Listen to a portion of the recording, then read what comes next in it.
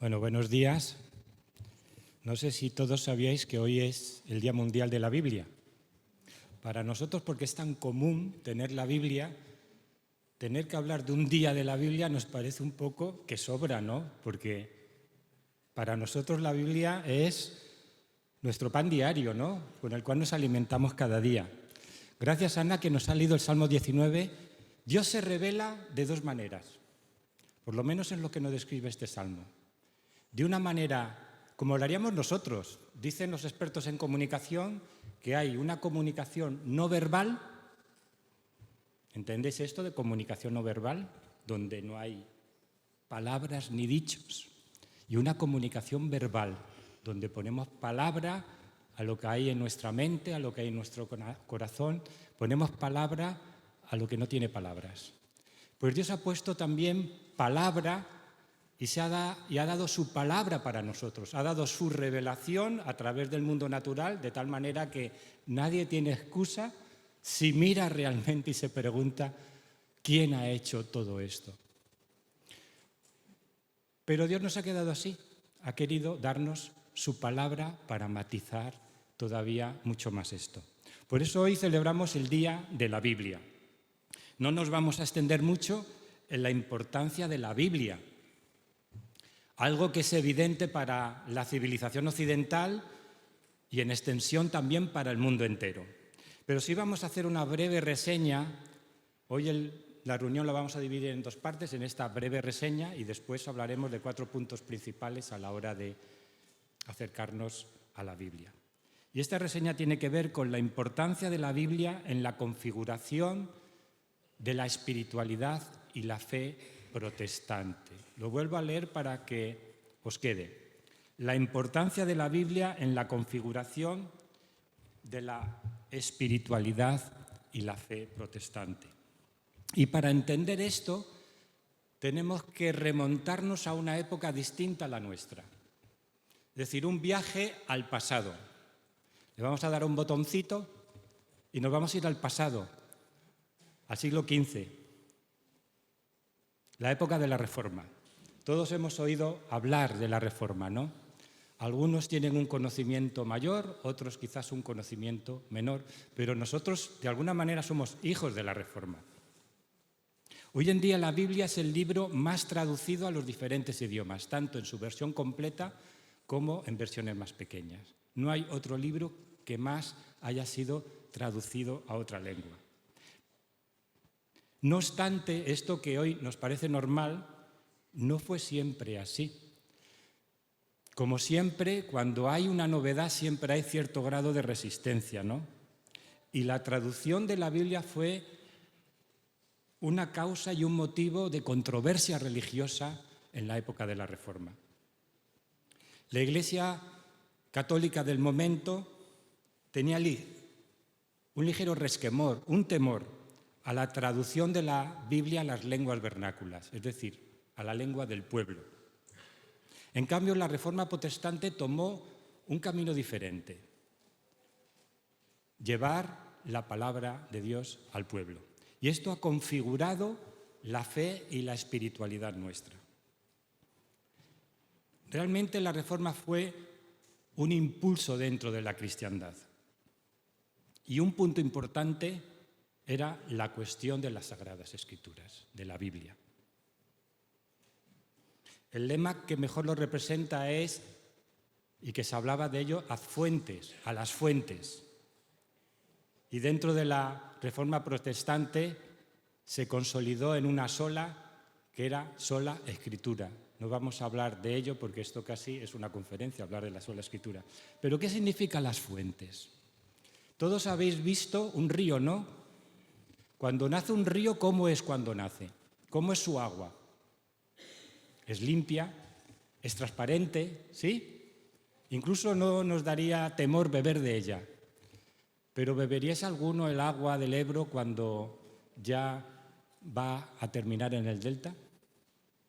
Seguramente que no. No sé si muchos habéis estado en el nacimiento del Ebro, yo he estado allí y la verdad es que puedes beber ese agua tranquilamente sin ningún temor. La Reforma fue un ir a las fuentes, un ir al lugar donde nace la fe cristiana, a las Sagradas Escrituras. Y esto significaba volver a la fuente y empezar a poner nuestra fe en un cimiento estable, las Sagradas Escrituras, donde nosotros podemos identificar nuestra fe y nuestra práctica. Por tanto, los reformadores consideraban muy importante llevar esta palabra no solamente a los doctos, sino también al pueblo, en su propio idioma. Y Lutero lo hizo porque él mismo fue impactado por la palabra de Dios.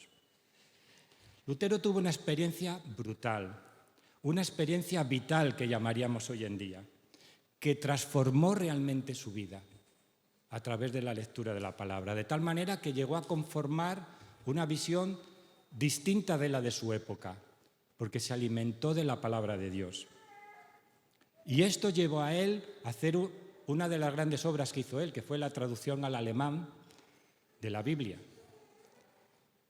No había traducción al alemán de la Biblia, quizás nos sorprenda, pero es así.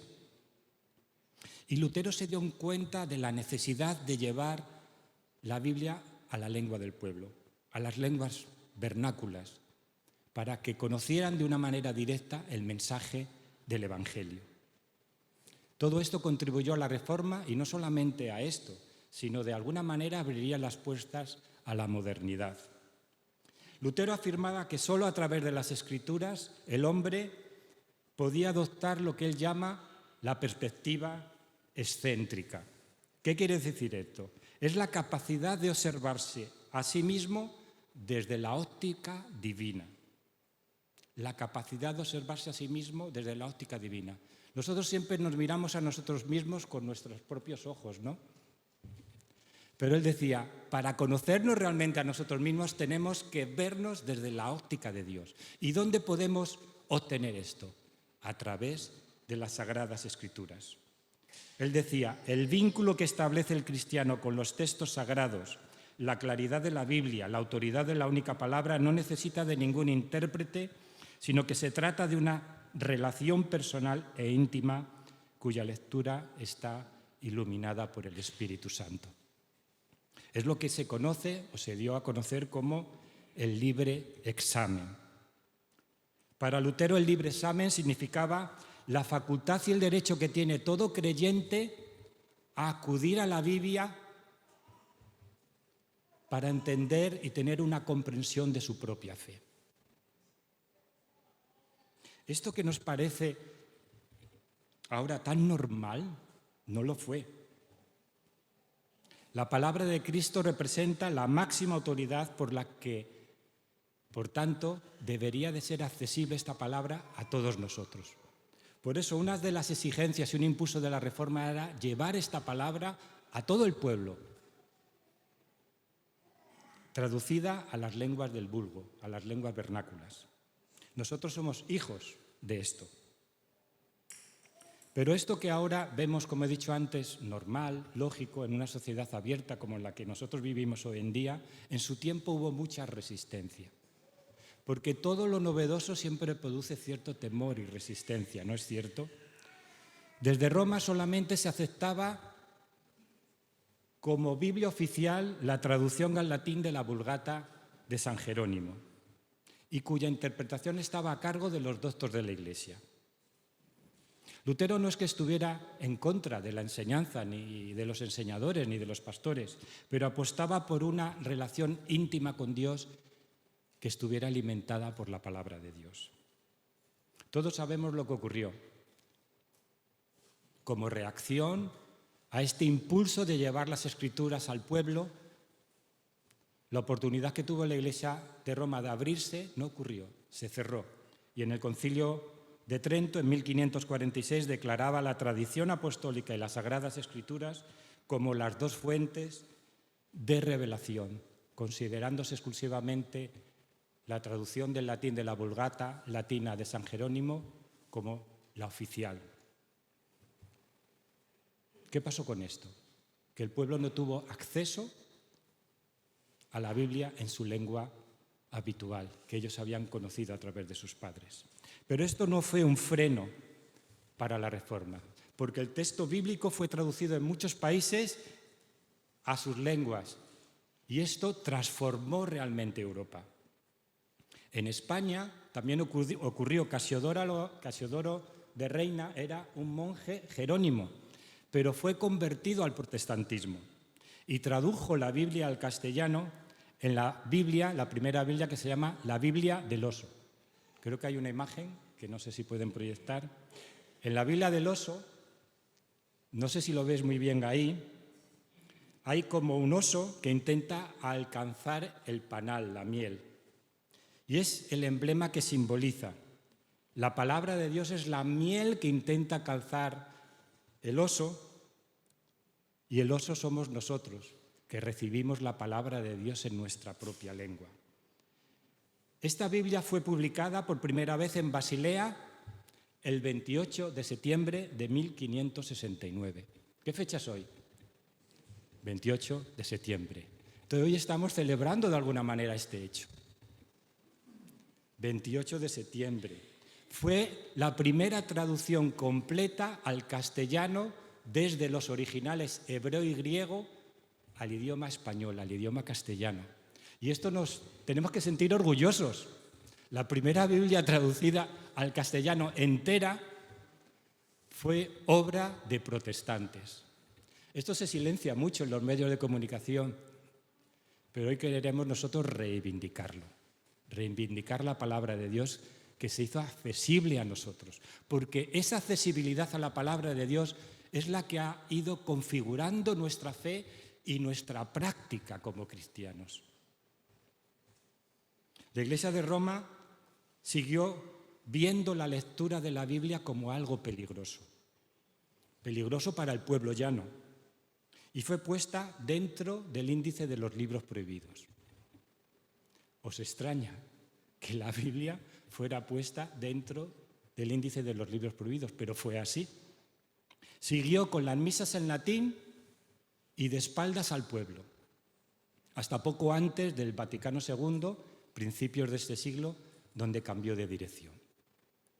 Por tanto, este hecho de que la Biblia nos haya llegado en nuestro propio idioma, que la hayamos mamado constantemente, porque mientras el pueblo católico escuchaba las misas en latín, que la mayoría no entendía, con el sacerdote de espaldas, el pueblo protestante se alimentaba de la palabra de Dios leyéndola y escuchándola en su propio idioma. Y esto ha ido configurando realmente nuestra fe y nuestra espiritualidad.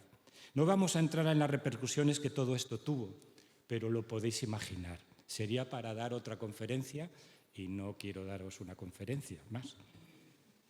Más que una romanización del protestantismo, es decir, que nosotros como protestantes nos hayamos acercado a Roma, lo que hemos visto es una protestantización del romanismo. Es decir, que Roma se ha ido acercando a los protestantes, porque ahora, gracias a Dios, también ellos pueden leer la palabra de Dios en su propio idioma.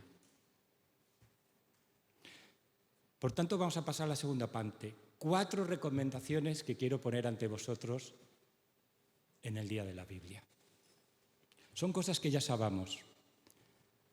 Una es, lee la Biblia, medita la Biblia, ora la Biblia y vive la Biblia. Vamos a empezar con la primera, lee la Biblia.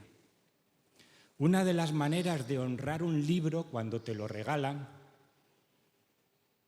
¿qué es? Leerlo. Bueno, esto no siempre lo hacemos, ¿no? Lo metemos en la estantería, lo colgamos ahí, se va llenando de polvo y a lo mejor algún día nos acordamos.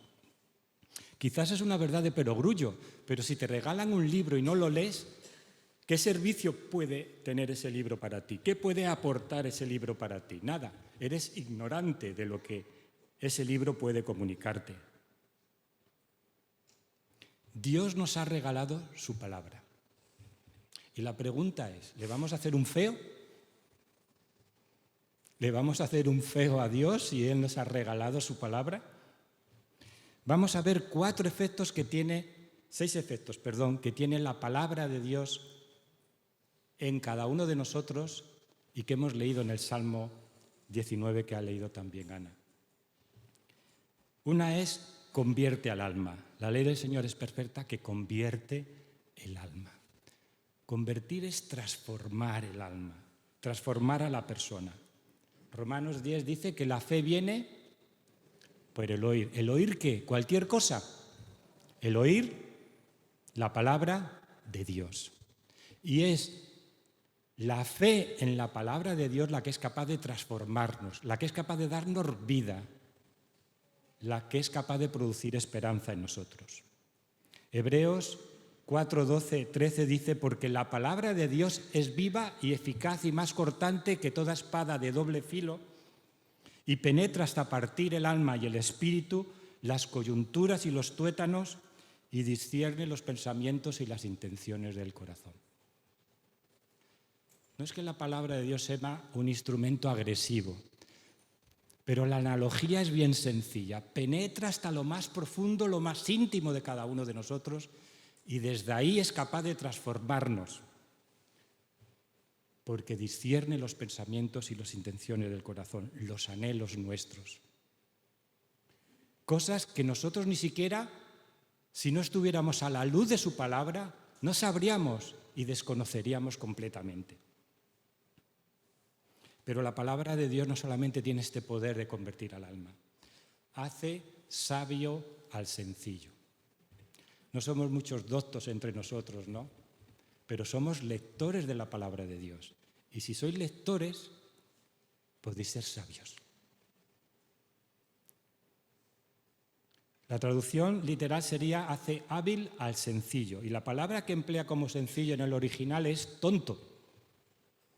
Hace hábil, hace sabio al tonto. Es decir, es capaz de transformar la persona más ignorante en una persona sabia. Ese es el poder que tiene la palabra de Dios. No sé si has tenido muchos estudios, si has tenido la oportunidad de formarte académicamente, si has ido a la universidad, pero si has tenido una Biblia, te han enseñado a leer la Biblia, puedes llegar realmente a ser sabio.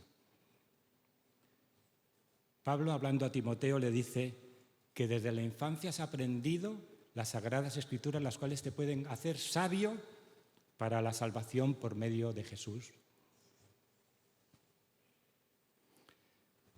Y en una oración el Señor Jesús dice algo también que a veces contrasta un poco con lo que oímos normalmente. Dice Jesús: Padre, Señor del cielo y de la tierra, te doy gracias porque has ocultado estas cosas a los sabios y entendido y las has revelado a los niños, a los sencillos. Sí, Padre, porque así te agradó. Y es que un obstáculo para que la palabra de Dios no tenga efecto en ti es creerte que lo sabes todo, creerte que Dios no tiene nada que enseñarte, creerte que yo lo has aprendido todo. Si no vas con sencillez, si no vas con humildad, si no vas como un niño, la palabra de Dios va a seguir cerrada para ti. Abre tu corazón si quieres ser sabio. En el verano estuve viendo un museo en Salamanca, es el Museo de Miguel de Unamuno. ¿Alguien ha oído hablar de Miguel de Unamuno? ¿Sí? ¿Sabéis quién fue? Bueno, este hombre, reflexionando en sus libros acerca de la muerte y la trascendencia, era un personaje un poco dicotómico. Por un lado, en sus escritos daba la impresión de que tenía una fe inquebrantable, pero por otro lado parece que tenía una duda existencial igualmente. Se movía en estos dos extremos. Pero una frase que me llamó la atención que él utiliza y que yo pensaba que era suya, pero que no era suya, sino que él la recogió de San Juan de la Cruz, dice esto: al final de la jornada, el que se salva sabe, y el que no, no sabe nada. ¿Qué sabiduría en estas palabras? Porque al final de la jornada, es decir, cuando tú mueras, porque vas a morir, si Jesús no viene antes, los jóvenes creen que van a vivir eternamente y para siempre, ¿no?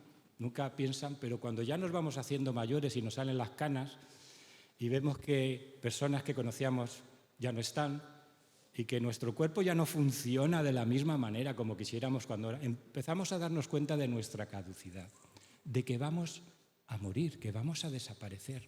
Y al final de la jornada, dice, el que se salva sabe y el que no, no sabe nada. Toda la sabiduría que puedes haber acumulado académicamente en la universidad, si no has conocido la salvación que Dios da en Cristo, no te sirve realmente para nada. Al final, lo importante es lo importante. Todo lo demás desaparece. Pero otro efecto de la palabra de Dios es que alegra el corazón.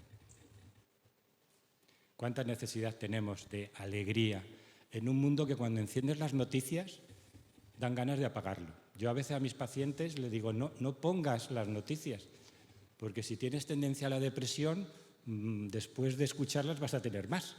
Es decir, no vas a mejorar. Porque qué buena noticia dan los telediarios. Es que hay que buscarla con lupa para poder encontrarla, ¿no? Dice Jeremías 15:16, cuando encontré tus palabras las devoré. Ellas fueron mi gozo y la alegría de mi corazón. Y esto es algo que experimentamos los creyentes cuando vamos a la palabra de Dios.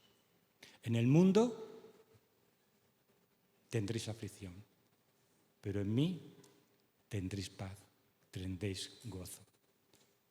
Y es que la palabra de Dios nos puede dar alegría y gozo en medio de las circunstancias adversas.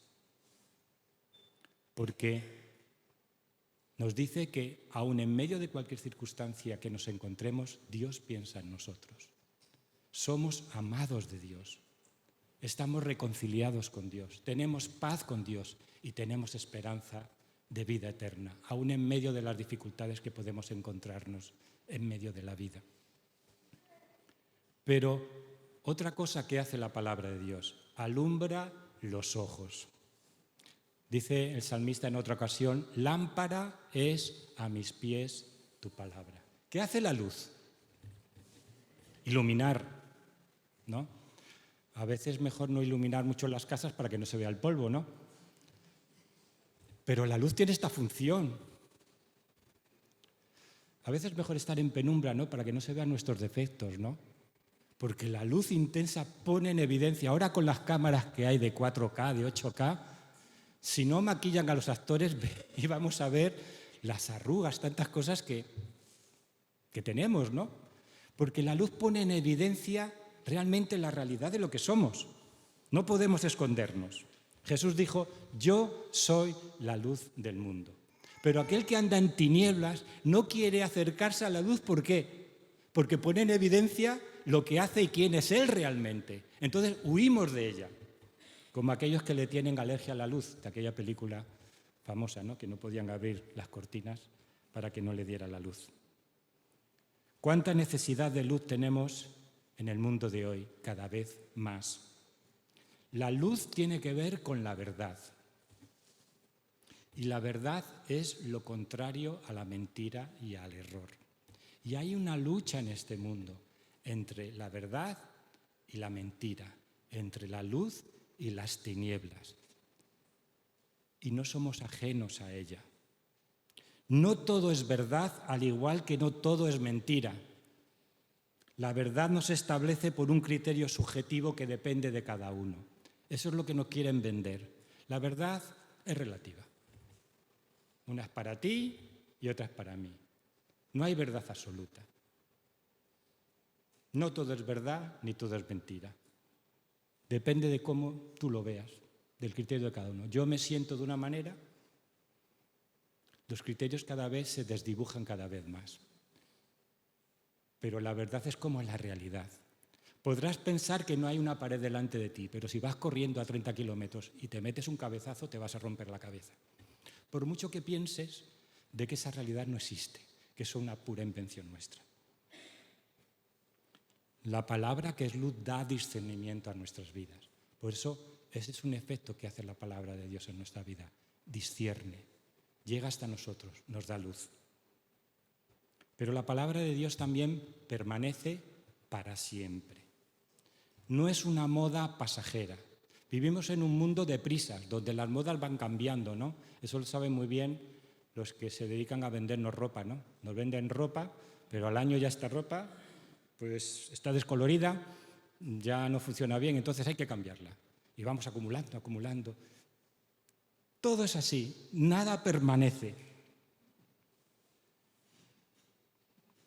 La palabra de Dios dice, toda carne es como la hierba, es decir, nosotros que nos creemos eternos, no lo somos a la luz de la eternidad, somos como la hierba. Y la gloria del hombre como la flor de la hierba se seca, es decir, tú te secarás y morimos casi secos. ¿Habéis visto a gente morir ya cuando tiene edad? La flor se cae, toda esa belleza que intentas cuidar a través de tantos cosméticos. No quiero decir que no os cuidéis, pero todo eso desaparecerá. Mas la palabra del Señor permanece para siempre. La palabra del Señor permanece para siempre. Métetelo en la cabeza. En Hebreos 6:19, hablando de la esperanza que nos transmite la palabra de Dios, dice algo importante que hemos cantado, la cual tenemos como segura y firme ancla del alma y que penetra hasta dentro del velo. La palabra de Dios es como un ancla. Jesús es nuestro ancla, que nos mantiene firmes en medio de las tempestades de la vida, en medio de los vaivenes de la vida, en medio de las tormentas de la vida, porque vendrán. Y si no has tenido ninguna tormenta, vendrán, seguro que vendrán. Pero si estás aferrado al ancla, sobrevivirás. Hebreos nos dice, Jesucristo es el mismo ayer, hoy y por los siglos. Nosotros somos caducos, pero Él no es caduco. ¿Y nosotros a quién estamos aferrados? A Él. Tenemos la vida de Él, que Él nos ha dado. Dice que se hacen deseables para nosotros más que el oro fino y la miel. Llega a ser para nosotros algo importante, que produce un deseo en nosotros de acudir y de acudir de nuevo a la palabra de Dios como aquel que brama, como el ciervo que brama por las corrientes de las aguas, así clama por ti, oh Dios, mi alma. Necesitamos de la palabra de Dios. ¿Qué dijo Jesús? No solo de pan, sino de toda palabra que sale de la boca de Dios. Este mundo materialista en el que nos movemos piensa que simplemente supliendo las necesidades materiales, las personas van a ser felices. Y no entienden por qué, a pesar de que viven en una sociedad, digamos, bien, con todos los recursos materiales, siguen siendo infelices. Y entonces van buscando nuevas experiencias. Y además la sociedad se encarga de venderle nuevas experiencias, experiencias que una vez que realizan necesitan otra vez más para sentirse vivos, pues que si no, no tienen nada, otra cosa que hacer. San Agustín decía que hay en nosotros un hueco que solamente Dios puede llenar. Y es que el ser humano es el homus inquietus, siempre está inquieto. Los animales, cuando los observamos, si han comido, si han realizado sus tareas, se sientan ahí a dormir tranquilamente y les da igual. Nosotros no, estamos inquietos constantemente, buscando sin saber qué buscamos. En el fondo buscamos al Dios que nos ha creado, porque es en Él, en nuestro Dios, en el único que encontraremos paz y sosiego para nuestra alma. No solo de pan vivirá el hombre, sino de toda palabra que sale de la boca de Dios. Pero vamos a avanzar un poco más. Lee la Biblia. El segundo punto era medita la Biblia. El Salmo 1 nos ilustra un poquito esto. Dice, bienaventurado el varón que en la ley del Señor está su delicia, es decir, aquello que gusta. ¿Habéis gustado una buena comida alguna vez? ¿No os relaméis un poco cuando algo es bueno? Pues la palabra de Dios en ella está y en ella medita día y noche. Y nos dice, el efecto de todo esto, dice, será como un árbol plantado junto a corrientes de aguas que da su fruto a su tiempo y su hoja no cae y todo lo que hace prosperará.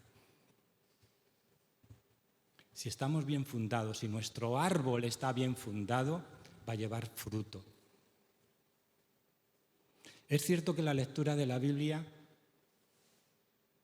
Llevar un ritmo cada día no es fácil, ¿no? Vivimos en un mundo que no tenemos tiempo para nada, ¿no? El trabajo, los hijos, las obligaciones, todo lo tenemos bien lleno de un montón de cosas, ¿no? Apartarnos para leer es difícil. Mucho más difícil es apartarnos para meditar. Eso ya es de nota. Si leer es difícil, meditar todavía lo es más. Yo os digo una anécdota de Sócrates que leí hace poco y que me llamó mucho la atención. ¿Sabéis que Sócrates no escribió ningún libro? Quien escribió sobre Sócrates fue Platón. Pero Sócrates no escribió ningún libro. Yo me preguntaba, ¿por qué no escribió nada él? Y parece ser que no escribió nada porque él consideraba la escritura como un modernismo que lo único que iba a hacer, el plasmar las cosas con escrito, era que no razonáramos, que no meditáramos, que no le diéramos vueltas a la cabeza, que perdiéramos la memoria. Qué curioso, ¿no? Porque si hoy despertara Sócrates la cabeza y viéramos lo que hemos hecho con estos aparatitos, ¿no? Donde a veces le preguntas a una persona por su número de teléfono y ni lo sabe, ¿no? No sabe su número de teléfono, tiene que ir a buscarlo para poder decir cuál es su número. ¿Quién se sabe ya los números de teléfono de sus padres? Ya no lo sabemos. El órgano que no se ejercita tiende a... Hemos perdido el hábito de memorizar, de meditar. Meditar no es lo mismo que leer. Meditar en el contexto bíblico no es la idea que nos quieren vender, que es vaciar la mente, como en ciertos cursos de mindfulness, tan en boga, sino reflexionar profundamente con la palabra de Dios, para comprender, asimilarla y aplicarla en nuestras vidas. Implica un proceso de conversación íntima con Dios, donde Él nos habla, nosotros le hablamos y la palabra de Dios nos va transformando desde lo más íntimo, nuestro carácter, nuestra forma de vivir, nuestra manera de pensar, nuestra manera de comprender el mundo. Es un proceso activo, más bien de masticar y de rumiar que de engullir. ¿Sabéis la diferencia entre masticar y rumiar y engullir? Bueno, todos hemos comido, ¿no? Yo reconozco que muchas veces en las guardias engullía más que comía, porque tenías que comer deprisa y entonces engullías más que comías. Pero todos sabemos que para realizar una buena digestión hay que masticar bien las comidas. Si este no trabaja y le damos trabajo a este, al final este se queja. Tenemos que aprender a masticar incluso el agua para que el alimento ejerza su función dentro de cada uno de nosotros. Esto es difícil en una sociedad tan rápida en la que vivimos, donde no podemos estar atentos ni siquiera 5 minutos. Si habéis logrado estar atentos hasta ahora, yo os tengo que felicitar y aplaudiros, porque es imposible, ¿no?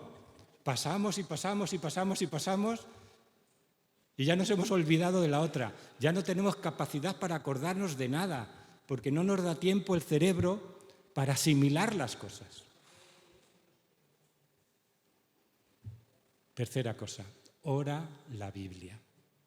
¿Qué estoy queriendo decir con esto? No estoy abrogando por frenar la inspiración del Espíritu Santo en la oración, sino aprender orando la palabra de Dios.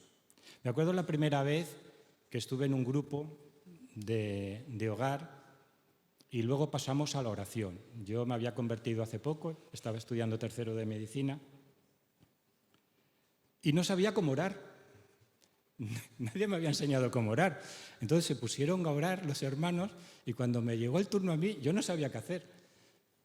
Porque yo había aprendido las oraciones que nos habían enseñado de pequeños en el colegio y en misa a orar, pero me acuerdo que había leído un salmo en esa mañana con el cual me sentí identificado. Y entonces yo abrí la Biblia y oré ese salmo.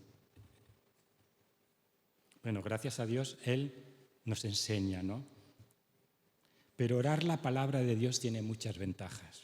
Cuando la mente se dispersa, porque desgraciadamente es así, la mente se dispersa, orar sobre el contenido que hemos leído en ese día, meditar sobre ello nos ayuda. nos ayuda a enfocarnos. No es algo que hagamos ahora. El salmista ya lo hacía en el Salmo 139, al final dice, examíname, oh Dios, es una oración que él hace y que yo hago muchas veces también y me la apropio. Examíname, oh Dios, y conoce mi corazón. Pruébame y conoce mis pensamientos y ve si hay en mí camino de perversidad y guíame en el camino eterno. ¿Quién podrá discernir sus propios errores? Dice el salmista, líbrame de los que me son ocultos. Porque ni siquiera nosotros nos conocemos a nosotros mismos, las motivaciones por las cuales hacemos las cosas. Y por último, vive la Biblia. Todo lo que hemos dicho anteriormente se puede quedar en nada, o como en una expresión popular, en agua de borrajas. ¿Habéis escuchado esto? Agua de borrajas, que significa que algo ha fracasado, que no ha llegado a cumplir su objetivo. Es decir, todo al final no ha servido para nada. Si no lo llevamos a la práctica, ¿de qué sirven las cosas? A veces cuando las personas van a terapia, están muy a gusto cuando ellos pueden expresar cómo se encuentran, cómo se sienten y que otra persona les escuche. No digo que esto no se deba de hacer, se debe de hacer. Se debe escuchar a las personas que necesitan hablar, donde ellos puedan hablar también abiertamente. Pero cuando hay que dar el paso de poner en práctica ciertas recomendaciones, ahí vemos que hay cierta resistencia. Porque una cosa es escuchar y hablar, pero otra cosa es llevar a la práctica aquello que nos dicen que tenemos que hacer para cambiar. En el fondo queremos cambiar de manera mágica, sin ponernos manos a la obra. A todos nos gustan las pastillitas mágicas. Tengo necesidad de paciencia, pues voy a la farmacia y le digo, señora farmacéutica, deme una pastilla que me produzca paciencia, porque es que tengo muchos problemas con la ira, entonces necesito una pastillita que me ayude. Pero no hay pastillitas fáciles para todo, ¿no? Tenemos que llevar a veces a la práctica una serie de recomendaciones si queremos cambiar. Las casas farmacéuticas dedican tiempo y tiempo a fabricar una molécula para que nos ayude, o un medicamento para que nos ayude en nuestra enfermedad. Pero en este largo proceso de descubrir la molécula, de fabricarla, de ver los pros y los contras, al final llega a la farmacia y el médico te la receta. Pero si tú no te la tomas, ¿va a tener efecto? Pues no. El escalón más débil de la cadena eres tú. Si tú no te la tomas, no va a tener efecto. Si tú escuchas una conferencia sobre lo importante que es el deporte y la actividad, pero si simplemente la escuchas y no empiezas a realizar actividad y deporte, ¿eso va a tener algún beneficio sobre tu vida? Ninguno. Si tú escuchas una conferencia sobre comer comida sana, comer comida mediterránea, pero sigues comiendo pizza, hamburguesas, patatas fritas, ¿va a tener efecto? Tampoco.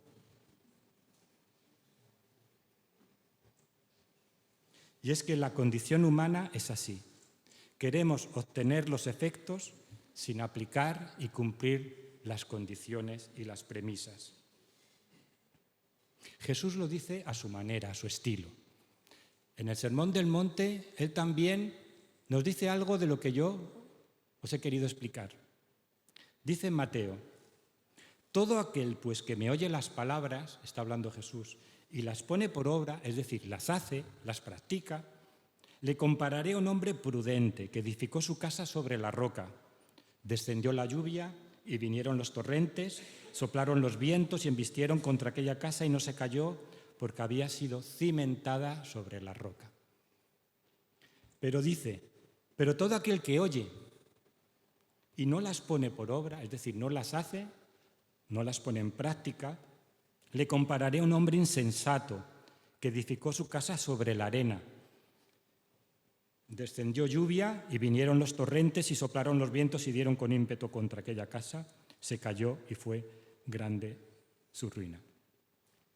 ¿Con cuál te identificas? ¿Con el sabio o con el insensato? Tú decides. Estas palabras de Jesús me recuentan mucho un cuento que ven mis nietos y que les encanta. Se llama Los tres cerditos. A mí me parece que está inspirada en estas palabras de Jesús, ¿no? ¿La habéis escuchado alguna vez? Bueno, si tenéis nietos o hijos sabéis a qué me refiero. Pero esta metódica que hemos apuntado de leer, meditar, orar y aplicar, vivir, también puede ser aplicada a cualquier libro, a los escritos de Platón, a las memorias del estoico Marco Aurelio, tan en boga hoy en día, o cualquier otro libro que pueda ser interesante. No digo que no haya libros interesantes, claro que los hay. Pero el Evangelio de Juan nos dice unas palabras que apuntan al propósito. Dice Juan en 20, 30, 31. Hizo además Jesús muchas señales en presencia de sus discípulos que no están recogidas en este libro. Pero éstas se han escrito para que creáis que Jesús es el Cristo, el Mesías, el Hijo de Dios, y para que creyendo tengáis vida en su nombre. Este es el propósito. Y creo que este propósito del libro de Juan lo podemos extender a la Biblia entera. Porque la Biblia tiene un propósito. Tiene el propósito de mostrarnos a Dios mismo en la persona de Jesús. A Dios nadie le ha visto jamás, pero el Hijo de Dios, Jesús, le ha dado a conocer. Jesús en una ocasión, en controversia con los fariseos de su tiempo, les dijo: escudriñad las Escrituras, porque a vosotros os parece que en ellas tenéis vida eterna, y ellas son las que dan testimonio de mí. Y está hablando de las Escrituras antiguas, el Antiguo Testamento, todavía no estaba escrito el Nuevo Testamento. Y en el camino de Maús, Jesús pasa un poco desapercibido, se pone a hablar con dos discípulos suyos que no acababan de reconocerle, y acaba diciéndole Jesús: oh insensatos y tardos de corazón, para creer todo lo que los profetas han dicho. ¿No era necesario que el Cristo padeciera estas cosas y que entrara en su gloria? Y comenzando desde Moisés y siguiendo por todos los profetas, les declaraba en todas las Escrituras lo que de él decían. El propósito de las Escrituras es mostrarnos a Cristo, al Mesías, el Verbo encarnado, en quien tenemos perdón, en quien tenemos reconciliación, en quien tenemos paz con Dios, en quien tenemos vida eterna. Pero la Biblia no es meramente un libro de información exclusivamente o de conducta para caminar por la vida. Es un mensaje de salvación por parte de Dios y nos muestra cuál es el camino. Jesús es el camino, la verdad y la vida. Y el mensaje de la Biblia nos impele, nos reta a tomar una postura. No podemos ser indiferentes a este mensaje. La respuesta que demos va a ser trascendental para nuestras vidas. Pues que el Señor os bendiga en esta mañana.